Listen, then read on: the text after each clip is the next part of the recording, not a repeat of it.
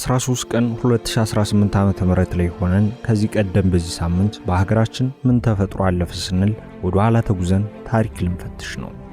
የሳምንቱን ታሪክ ልንዘክር፣ ምን ተሰርቶ ምን ተከውኖ ታለፈ ብለን የዘመን ምዕራፎችን ልናገላብጥ ዛሬ የምንኖርበትን ዓለም የቀረጹ ክስተቶችን ፈትሸን እነሆ ይህ ተከውኖ ነበር ልንል በዛሬው ሳምንቱን በታሪክ ጥንቅራችንም በዘመን ኮርቻ ወደ ኋላ ተሳፍረን ሀገራችን ካየቻቸውና ታሪክ ከማይረሳቸው ታሪካዊ ክንውኖች አንዱን እናስታውሳለን። በዛሬው ዕለት በተባበሩት መንግስታት ድርጅት እውቅና የተሰጠው ሻይን ባህላዊ፣ ምጣኔ ሀብታዊና ማህበራዊ ጠቀሜታ እንዳለው ለማሳወቅ በተለይም በዓለም ላይ በብዛት ከሚጠጡ ትኩስ መጠጦች አንዱና በብዙ ታዳጊ ሀገራት ውስጥ ቁልፍ የገቢ ምንጭ መሆኑን ግንዛቤ ለመፍጠር ታስቦ የተፈጠረው ዓለም አቀፍ የሻይ ቀን ይከበራል።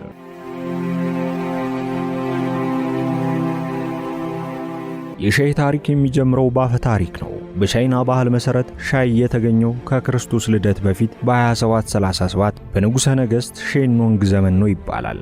አፈ ታሪክም ይሁን ትዝታ እውነተኛው መረጃ ሻይ ከጥንቷ ቻይና ተገኝቷል ይለናል። ሻይ ከቻይና ተሻግሮ ያለፈው በንግድ መንገዶች ወደ ጃፓን፣ ኮሪያና ሌሎች ሀገራት ነው። የቡዲስት መነኮሳት ለማሰላሰል ይመርጡት ስለነበር ተወዳጅነቱ ከፍ አለ። ጃፓኖች ሻይን የባህላቸው አካል አድርገው ወደ ስነ ስርዓት ከፍ በማድረግ አሻሽለውታል። እንዲያውም የታሪክ ተመራማሪዎች የጃፓን ሊቃውንት በእያንዳንዱ ኩባያ አዲስ ፍልስፍና ይፈጥሩ ነበር ሲሉ ሐሳቡን ያጠናክሩታል። ከዘመናት በኋላ ሻይ ወደ ምዕራብ ተጓዘ። የአውሮፓ ነጋዴዎች በ16ኛውና በ17ኛው ክፍለ ዘመን ተቀብለው ያዘዋውሩት ጀመር። ብዙም ሳይቆይ ውድ ሸቀጥ ሆነ። ፖርቹጋላውያንና ፈረንሳውያን በመላው አውሮፓ አስተዋወቁት። እንግሊዛውያን ደግሞ ወደ ብሔራዊ ልማድ ቀየሩት። በዚህ ጅማሮ ሻይ ዓለም አቀፍ ተወዳጅ ትኩስ መጠጥ ሆነ። ሻይ ቀስ በቀስ ለግብይት የሚቀርብ ሸቀጥ ብቻ ከመሆን አልፎ የሰው ልጅ አስፈላጊ የንቃት መሳሪያ ሆነ። በዚህ የተነሳ ተጠቃሚው ከፍተኛ ትስስር ከዚህ ሸቀጥ ጋር ፈጠረ። በሀገረ እንግሊዝ የሻይ ጥማት በከፍተኛ ሁኔታ በተስፋፋበት ጊዜ ጂኦፖለቲካው ላይ ተጽዕኖ አሳድሯል። እንግሊዞች በቻይና አቅርቦት ላይ ጥገኝነት ለመቀነስ በማሰብ በህንድና በስሪላንካ የሻይ እርሻዎች ላይ ተሰማሩ። በዚህ ሂደት ውስጥ የቅኝ ግዛት እርሻዎች ተስፋፉ፣ የመሬት ገጽታዎች ተለዋወጡ፣ ሰራተኞችም አዲስ ስርዓት እንዲከተሉ ተደረገ። ከዚህ በኋላ ሻይ ለዋና ዋና ታሪካዊ ክስተቶች አስተዋጽኦ አደረገ።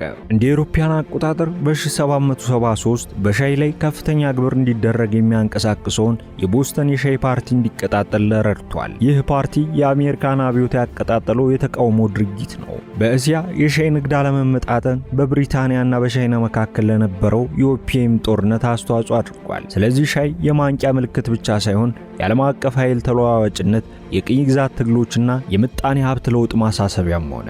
ዓለም አቀፍ የሻይ ቀን ሲከበር አብሮ የሚነሳው ይሄው ተደራራቢ ታሪክ ነው። ዓለም አቀፍ የሻይ ቀን እንደ አውሮፓውያን አቆጣጠር በ2019 በተባበሩት መንግስታት ድርጅት በይፋ እውቅና ያገኘ ሲሆን በፈረንጆች የጊዜ ቀመር ግንቦት 21 ቀን ዓመቱን እየጠበቀ እየተከበረ ይገኛል። ዓላማው ግልጽ ነው። ዘላቂ የሻይ ምርትና ፍጆታን ማሳደግ፣ የሻይ ሰራተኞችና አነስተኛ አምራቾችን የኑሮ ሁኔታ ማሻሻልና ሻይ ረሃብንና ድህነትን በመዋጋት ረገድ ስላለው ጠቀሜታ ግንዛቤን ለማሳደግ እንደተቋቋመ መረጃዎች ያሳያሉ። ሻይ በዓለም ዙሪያ በሚሊዮን የሚቆጠሩ ሰዎችን ይደግፋል። አነስተኛ ገበሬዎች፣ የእርሻ ሰራተኞች፣ አጓጓዦች፣ ላኪዎችና ሻጮች ለገበያቸው ሻይን ይመረኩዛሉ። ለብዙ ታዳጊ ሀገራት ሻይ ወሳኝ የኤክስፖርት ምርት ነው። ቀኑ በሻይ ኢንዱስትሪ ውስጥ ፍትሃዊ ንግድ፣ ጥሩ የሥራ ሁኔታዎችንና ምጣኔ ሀብታዊ ጥንካሬን ያጎላል። አፍሪካ በዓለም አቀፍ የሻይ ምርት ውስጥ ከጊዜ ወደ ጊዜ እየጨመረ የሚሄድ ሚና እየተጫወተች ትገኛለች። እንደ ኬንያ፣ ኢትዮጵያ፣ ሩዋንዳና ማላዊ ያሉ ሀገራት ለዓለም አቀፍ ገበያዎች ከፍተኛ አስተዋጽኦ እያደረጉ ነው። በኢትዮጵያ ቡና የባህል ማንነትን ሊቆጣጠር ይችላል። ነገር ግን ሻይ በዕለት ተዕለት ሕይወት ውስጥ በጥልቀት የተሳሰረ የማህበረሰብ አካል ሆኗል። ቤተሰቦች ሻይን ለውይይት፣ ለእንግዳ ተቀባይነትና ለማሰላሰል ይጠቀሙበታል። የእንኳን ደህና መጣችሁ ምልክት ተደርጎም ይታሰባል። ሻይ በደጋማ አካባቢዎች ቀዝቃዛ ምሽቶችን ያሞቃል። በዓለም ላይ ካሉት ትላልቅ የሻይ ላኪዎች አንዷ የሆነችው ኬንያ ምጣኔ ሀብቷን በዚሁ ሸቀጥ እየገነባች ነው። ኬንያ በፈጠረቻቸው የሻይ አረንጓዴ እርሻዎች መሰረተ ልማትን፣ ትምህርትንና ስራን ደግፋበታለች። ይህ የሚያሳየው ሻይ የአንድ ሀገር ምጣኔ ሀብታዊ መሰረት ሊሆን እንደሚችል ነው። የሻይ ተክሎች የተወሰኑ ከፍታዎች፣ የሙቀት መጠኖችና ዝናብ ያስፈልጋቸዋል። የአየር ንብረት ለውጥ እየተባባሰ ሲሄድ የሻይ አምራች ክልሎች ድርቅ፣ ጎርፍና ያልተጠበቁ ወቅቶች ያጋጥሟቸዋል። ሳይንቲስቶች ለሻይ እርሻ ተስማሚ መሬት በሚቀጥሉት 10 ዓመታት ውስጥ ሊቀንስ እንደሚችል ያስጠነቅቃሉ። ይህ የዕለት ተዕለት የኑሮ ዘይቤዎችንና የዓለም አቀፍ አቅርቦት ሰንሰለቶችን አደጋ ላይ ይጥላል። ዘላቂ የእርሻ ዘዴዎች፣ ተፈጥሯዊ ልምዶች ማለትም የአፈር ጥበቃ፣ የውሃ አስተዳደርና ግብርና አስፈላጊ ይሆናሉ። ዓለም አቀፍ የሻይ ቀን መንግስታት፣ ኩባንያዎች እና ሸማቾች ለአካባቢ ጥበቃ ኃላፊነት እንዲሰማቸው ያበረታታል። ምክንያቱም ሻይን መጠበቅ መሬትን መጠበቅ ማለት ነውና። ዛሬ ላይ በዚህ ትኩስ መጠጥ ተጽዕኖ ስር የወደቁ ሰዎች በርካታ ናቸው። የዕለት ተዕለት የህይወት አካል በመሆኑ መጥፋቱ የሚያሳስባቸው ብዙዎች ናቸው። ታዲያ በዛሬው ዕለት የሚከበረው የሻይ ቀን የሚጠብቀው ጥንታዊ ታሪክ የሚያስተላልፈው ጠንካራ ሐሳብ እንዳለ መረዳት ያስፈልጋል። የሻይ ምርት የሰው ጉልበትን የሚጠይቅ ነው። ይህ ሸቀጥ እንዲወጣ ከመሬቱ ጋር የሚታገሉ ወንዶች በቁጥር አይጠቀሱም። በአስቸጋሪ ሁኔታዎች ውስጥ ቅጠሎችን በእጅ የሚነቅሉ ሴቶች አሉ። ዓለም አቀፍ የሻይ ቀንም ጥሩ ደሞዝ፣ ደህንነቱ የተጠበቀ የሥራ አካባቢና የጾታ እኩልነት እንዲፈጠር ያበረታታል። ቀኑ ከተባበሩት መንግስታት ዘላቂ የልማት ግቦችም ጋር ይጣጣማል። በተለይም ከድህነት ቅነሳ፣ ከጥሩ ሥራ ኃላፊነት የሚሰማው ፍጆታና ከአየር ንብረት እርምጃ ጋር የተያያዙ ግቦችን ስለሚደግፍ በድምቀት እንዲከበር ይደረጋል። የሚታዩ ፍትሃዊ የንግድ ተነሳሽነቶች ገበሬዎች የተሻለ ዋጋና የተሻሻለ የሥራ ደረጃዎች እንዲያገኙ ለማድረግ ያለሙ ናቸው። ሸማቾች ደግሞ በሥነ ምግባር የተገኘን ሻይ በመምረጥ በዚህ ውስጥ ከፍተኛ ሚና ሊጫወቱ እንደሚገባ ይገለጻል። ሻይ በእንግሊዝ የአምልኮ ውበት ነው። በሞሮኮ እንግዳን የማክበር ምልክት ነው።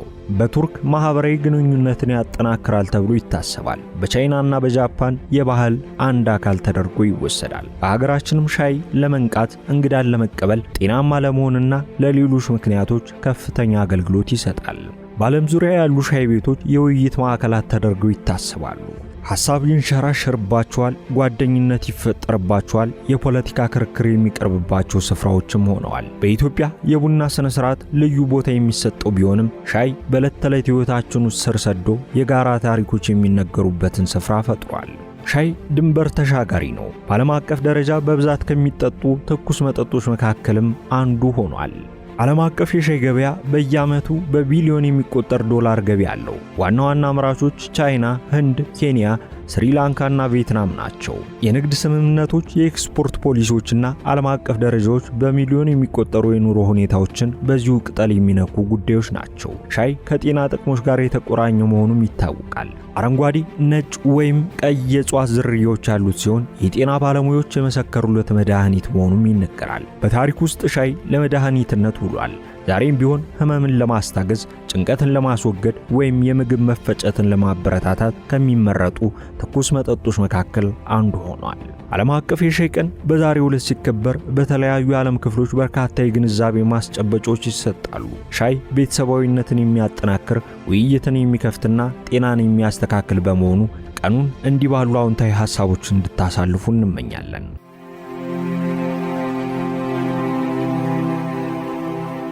ሳምንቱን በታሪክም በዛሬው መሰናዶ በፈረንጆቹ የጊዜ ቀመር በየዓመቱ ግንቦት 21 ቀን የሚከበረውን ዓለም አቀፍ የሻይ ቀን እንዲያስታውሰ